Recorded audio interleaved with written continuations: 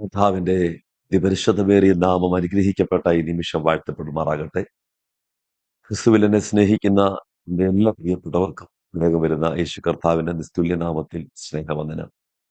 ഒരു പ്രാവശ്യം കൂടെ കർത്താവിന്റെ തിരുവചനവുമായി നിങ്ങളുടെ അരികിലേക്ക് വരാൻ ദൈവം എൻ്റെ ജീവിതത്തിൽ ഒരുക്കിയ വിലയേറിയ സമയത്തെ ഓർത്ത് നന്ദി നിറഞ്ഞ ഹൃദയത്തോടെ കർത്താവിനെ സ്തുതിക്കുകയും ഈ ആത്മീയ ദൂതിന് മുമ്പിലായിരിക്കുന്ന എൻ്റെ എല്ലാ പ്രിയപ്പെട്ടവരെയും ക്രിസ്തുവിൽ ഞാൻ അനുഗ്രഹിക്കുകയും ചെയ്യുന്നു. കർത്താവ് നിങ്ങളെ ധാരാളമായി അനുഗ്രഹിക്കുമാറാകട്ടെ എന്ന് ഞാൻ ആശിക്കുന്നു, പ്രാർത്ഥിക്കുന്നു. കഴിഞ്ഞ ദിവസങ്ങളിൽ ദൈവത്തിന്റെ പരിശുദ്ധാത്മാവ് മാറ്റമില്ലാത്ത ദൈവത്തിന്റെ വചനത്തിൽ കൂടെ വളരെ വ്യക്തമായി ഹൃദ്യമായി നമ്മോട് ഇടപെട്ടുകൊണ്ടിരിക്കുകയായിരുന്നു. അനേക വ്യക്തികൾക്ക് ആ ദൈവവചന ശുശ്രൂഷ വിടുതലായി, അനുഗ്രഹമായി അറിയുന്നതിൽ, നിങ്ങൾ അതിനോട് പ്രതികരിക്കുന്നതിൽ ഞാൻ കർത്താവിന് നന്ദി പറയുകയും നിങ്ങളെ കർത്താവ് അനുഗ്രഹിക്കട്ടെ എന്ന് ആത്മാർത്ഥമായി പ്രാർത്ഥിക്കുകയും ചെയ്യുന്നു.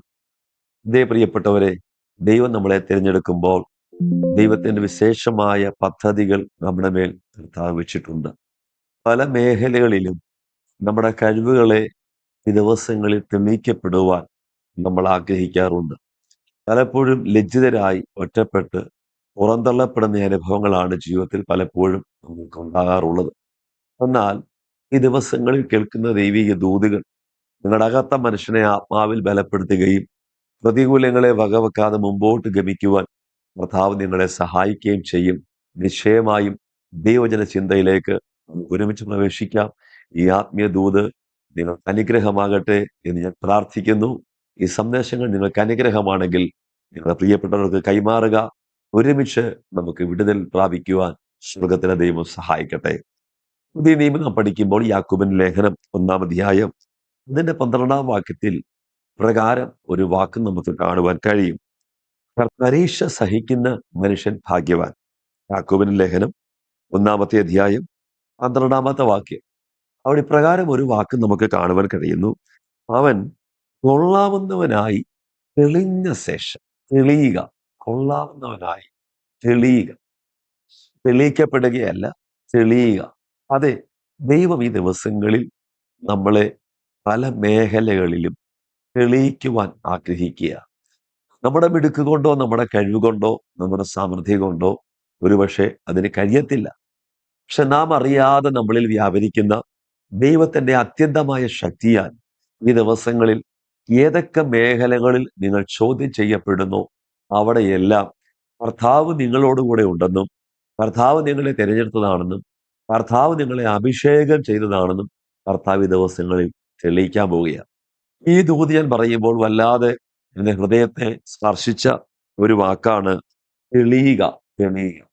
കഴിഞ്ഞ ദിവസത്തും ഞാൻ പറഞ്ഞല്ലോ, ദൈവിക ചിന്തകൾ പല വ്യക്തികൾക്കും വിടുതലായി. ഇവർ ഇപ്രകാരം പറയുണ്ടായി: ഇസ്രായേലിലെ 1-ാമത്തെ രാജാവ്, 2-ാമത്തെ രാജാവ്, അവരെ സെലക്ട് ചെയ്തത്, അവരെ തിരഞ്ഞെടുത്തത്, അവരെ അഭിഷേകം ചെയ്തത്, അവരെ കർത്താവ് ജനത്തിന്റെ മുമ്പിൽ വെളിപ്പെടുത്തിയത് അത് വ്യത്യസ്തമായ നിലവാരത്തിലായിരുന്നു. ആ ഭാഗങ്ങൾ ചിന്തിക്കുമ്പോൾ ഞാൻ പറഞ്ഞു, 1-ാമത്തെ ഇസ്രായേലിലെ രാജാവായ ശമൂവേൽ പ്രവാചകൻ അഭിഷേകം ചെയ്യുമ്പോൾ അഭിഷേകം ചെയ്യുന്ന ശമൂവേലും അഭിഷേകം പ്രാപിക്കുന്ന ശൗലും മാത്രമേ അവിടെ ഉണ്ടായിരുന്നുള്ളൂ.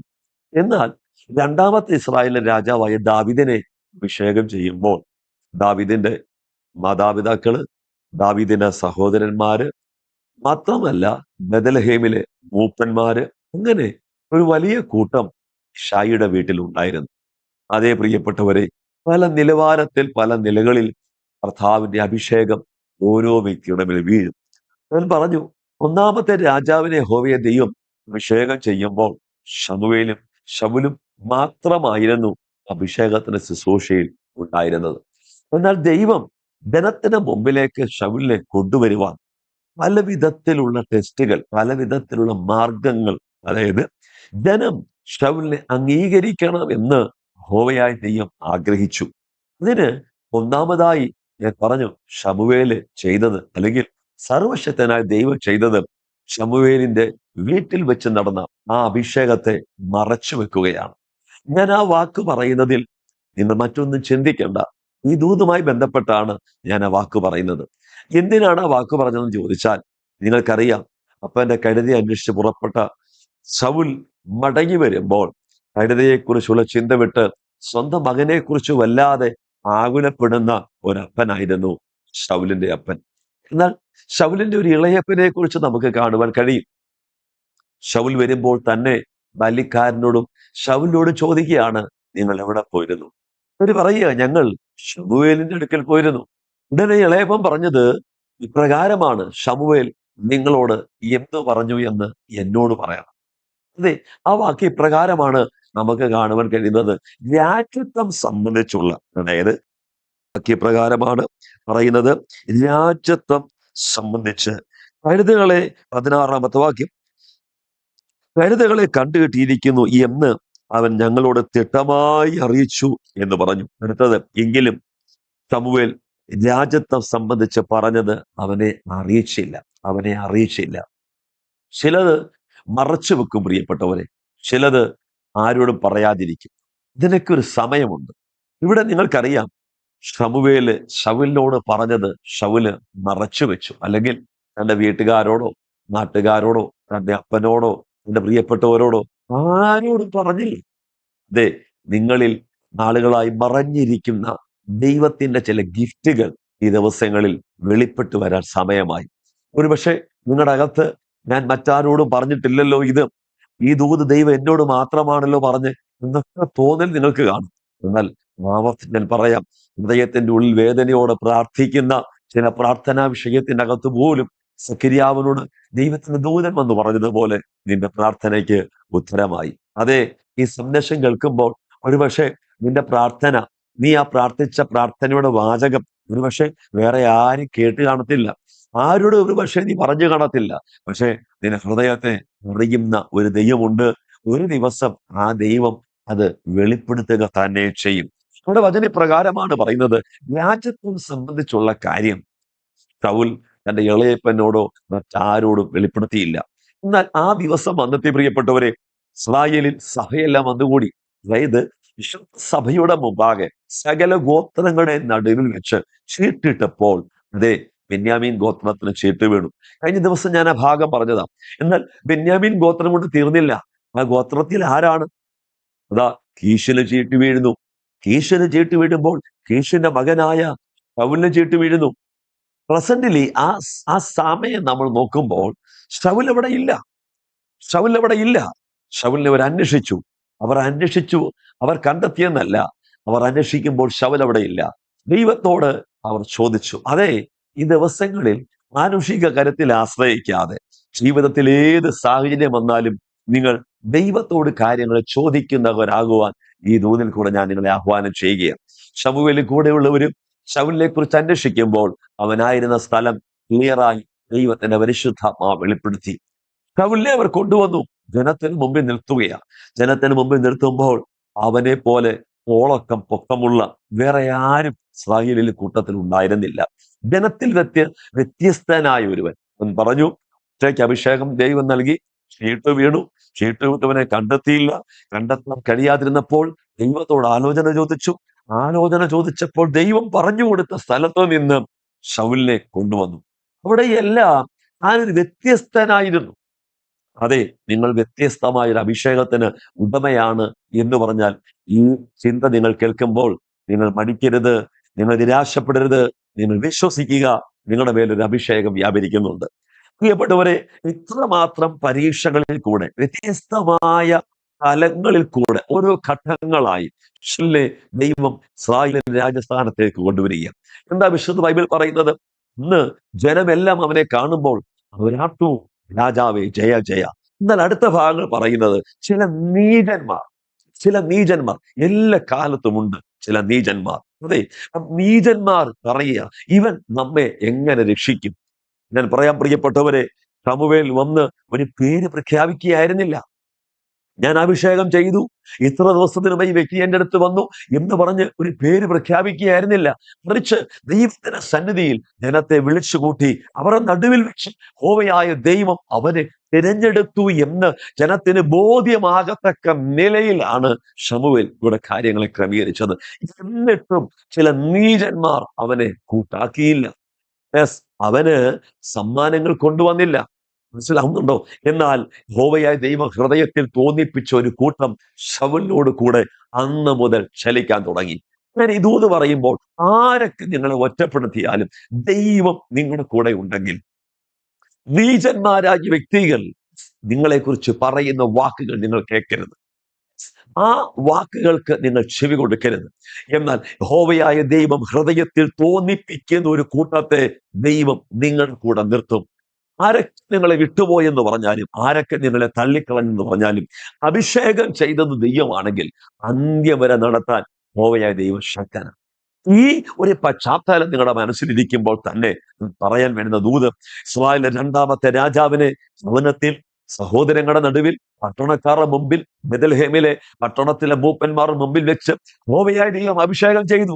അഭിഷേകം ചെയ്ത് വീണ്ടും കാട്ടിലേക്ക് തന്നെ പോയി. എന്നാൽ അവന്റെ മേൽ അഭിഷേകം ഉണ്ട് എന്ന് ദൈവം ഒരു ദിവസം ജനത്തിന്റെ നടുവിൽ, രാജാവിന്റെ നടുവിൽ, നായകന്മാരുടെ നടുവിൽ ഉണ്ടായി. അതേ പ്രിയപ്പെട്ടവരെ, നിങ്ങളുടെ മേൽ ഒരു അഭിഷേകം ഉണ്ട് എന്ന് ഈ ദിവസങ്ങളിൽ ദൈവം തെളിയിക്കാൻ പോകുക. ഞാൻ പറഞ്ഞു, കൊള്ളാവുന്നവനായി തെളിയും. നീ ആരെന്ന് തെളിയും. നിന്നെ അംഗീകരിക്കാത്തവർ, നിന്റെ വാക്ക് കേൾക്കാത്തവർ, നിനക്ക് കീഴ്പ്പെടുത്തവർ, നിനക്കെതിരെ സംസാരിക്കുന്നവർ, ഈ ദിവസങ്ങളിൽ നിന്റെ അഭിഷേകത്തിന് വില കൽപ്പിക്കാത്തവർ ഭാരപ്പെടരുത്. നിനക്ക് വേണ്ടി ഒരു ഏല താഴ്വര ഒരുങ്ങുന്നു എന്ന് ഇന്ന് ഈ സന്ദേശം പറയുമ്പോൾ പരിശുദ്ധാത്മ വളരെ ശക്തമായി പറയുന്നു. എന്താ ദാവീദേ, നിനക്ക് വേണ്ടി ഒരു ഏല താഴ്വര ദൈവം ഒരുക്കിയത്? പല ഘട്ടങ്ങളിൽ കൂടെ ഇസ്രായേൽ ഒന്നാമത്തെ രാജാവായ ശൗലിനെ ദൈവം രാജസ്ഥാനത്ത് കൊണ്ടുവന്നു. ദൈവം അവനെ തിരഞ്ഞെടുത്തു എന്ന് പല ഘട്ടങ്ങളിൽ കൂടെ വെളിപ്പെടുത്തിയിട്ട് പോലും ജനത്തിലെ ചില നീചന്മാർ അവനെ അംഗീകരിച്ചില്ല. എന്നാൽ പ്രിയപ്പെട്ടവരെ, ദാവീദിന്റെ ചരിത്രം അതായിരുന്നില്ല. ഏലാ താഴ്വര ദിവസങ്ങളായി വെല്ലുവിളിച്ച ഫിലിസ്ത്യ മലന്റെ മുമ്പിൽ ഇസ്രായേൽ ഒന്നാമത്തെ രാജാവും പടനായകന്മാരും ഒരു കൂട്ടം ജനം ഒരുപോലെ ഭാരപ്പെട്ട് ഞങ്ങൾ എന്ത് ചെയ്യുമെന്ന് ചിന്തിച്ച് തങ്ങൾ നിരാശപ്പെട്ടിരിക്കുമ്പോൾ ഇതാ കാട്ടിൽ നിന്നൊരുവൻ വരികയാ. എന്തിനാണ് ഈ ഏല താഴ്വരയിലേക്ക് ദാവീദിനെ യഹോവയായ ദൈവം കൊണ്ടുവന്നത്? അവന് തെളിയിക്കാൻ വേണ്ടിയാണ്. അതേ പ്രിയപ്പെട്ടവരെ, എല്ലാ താഴ്വരയിലെ വെല്ലുവിളി ഏറ്റെടുത്ത് ആ താഴ്വരയിലേക്ക് ചെറിയ ഇടയ സഞ്ചിയും ആ കവണയുമായി ദാവീദ് ഓടി ചെല്ലുമ്പോൾ ഒരു കൂട്ടം ചിന്തിച്ചു, ഈ ബാല്യക്കാരൻ അല്ലെങ്കിൽ ഈ പയ്യൻ, ഈ ചെറുക്കൻ, ഇവൻ എന്ത് ചെയ്യാനാ പോകുന്നത്? യോദ്ധാവായി ഒരുവന്റെ അടുക്കലേക്ക് ഇവൻ എന്തിനാണ് കടന്നു പോകുന്നത്?